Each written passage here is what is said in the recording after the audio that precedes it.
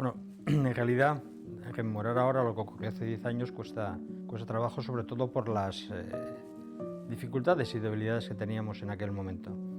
En Galicia teníamos unas pocas empresas alimentarias tractoras y muchas pymes donde creíamos que sí podían conseguir fortalezas importantes uniéndose en un modelo de este tipo. Y es verdad que hubo una buena aceptación inicial por la mayor parte de las empresas y planteé una premisa, la necesidad de que la estructura y los gastos fijos fuesen cubiertos por las cuotas de los socios, lo que no era fácil de contar cuando veníamos de una Petegal que era absolutamente gratuita.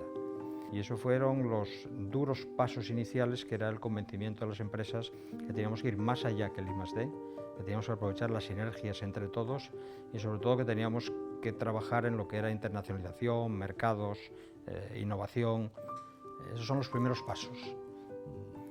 Hubo mucho trabajo, mucho esfuerzo, hubo viajes, hubo contactos, hubo esfuerzo para visibilizar la función que tenía el clúster, para intentar captar nuevas empresas, para participar en proyectos primero nacionales y después internacionales.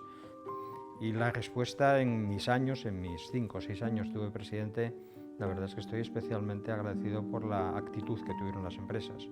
No solo fuimos creciendo año tras año el número de empresas, sino las que estaban desde el principio apoyaron permanentemente el clúster en todo lo que se planteó. No sé, fue un trabajo interesante, apasionante y que bueno, yo creo que mereció la pena porque hoy el clúster está suficientemente consolidado, con más de 100 empresas, con proyectos internacionales en marcha, colaborando con otros clústeres de toda Europa.